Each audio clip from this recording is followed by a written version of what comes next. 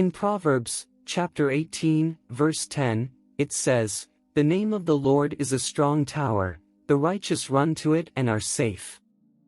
Today, we will explore together just one verse from the Bible. As a church, we believe that there exists a tower much more stable and beautiful than any tower built by men. A tower in which we want and can trust our lives. For those not very familiar with the Bible, the book of Proverbs is found in the Old Testament, the part of the scriptures that focuses on what happened before the birth of Christ. Proverbs are part of the so-called wisdom literature, books whose main theme is the wisdom needed to face life. There would be much to say about Proverbs and how the various wisdom books, when read together, can give us guidance and perspective for daily life. For now, it is enough to know that we are in chapter 18 of the book, in a section that gathers the Proverbs of Solomon, the son of King David. Almost all the verses in this section are proverbs in their own right. We live in a time where we have broad access to information, investigations, and reports. On the one hand, it is true that we are bombarded with fake news, but on the other hand, we also have the opportunity to learn and discover things that until a few years ago were not within our reach. This has led to the downfall of many ideological strongholds. We are no longer surprised by stories linked to corruption in politics, exploitation in the workplace, sexual scandals in the church, mistreatment inflicted on people in places where the weakest should be protected, such as daycares, schools, centers for the elderly or disabled.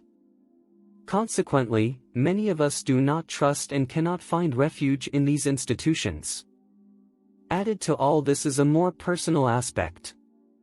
Not only do we have difficulty trusting institutions, but also on a personal level, we find it increasingly difficult to trust people, to find security in them. Not only do ideologies or institutions not protect us, but we do not even feel protected by people. This is because we have been betrayed or have betrayed friends, family, partners, and companions.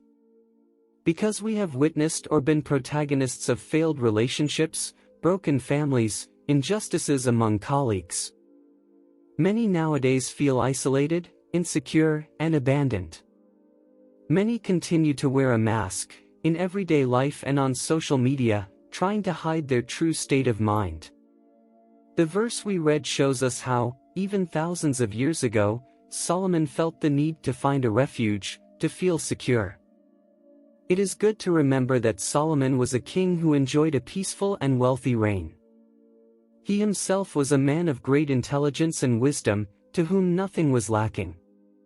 However, Solomon also longed to find peace and security. Certainly, ruling a nation wisely and balancedly is not easy among cunning people, corrupt people, and so on. Amid the countless challenges he faced, Solomon encourages himself to find his security not in the crazy variables of this world but in the name of the Lord. He does not trust his intelligence, his army, his advisors and ministers, his large family, but decides to take refuge in God. Another translation says that the righteous find a high refuge in the Lord.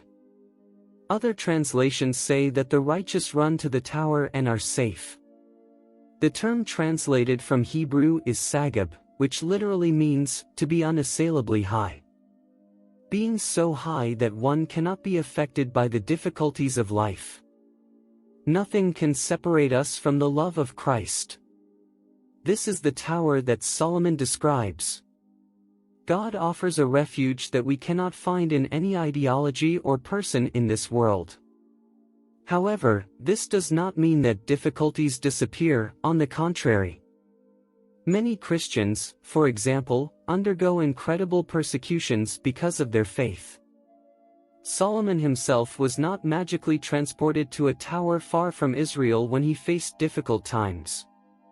Amid the trials of life, Solomon found security, refuge, and protection in the Lord. But the next day he still had to get up, go to meetings, make difficult decisions. And in all these things, he could rely on security and protection similar to an unassailably high tower. In all these things, He knew that God would not leave him alone but would guide and protect him. Behold, I am with you always. The Lord has been, is, and will always be the one who guards us. We need to trust in him. God bless.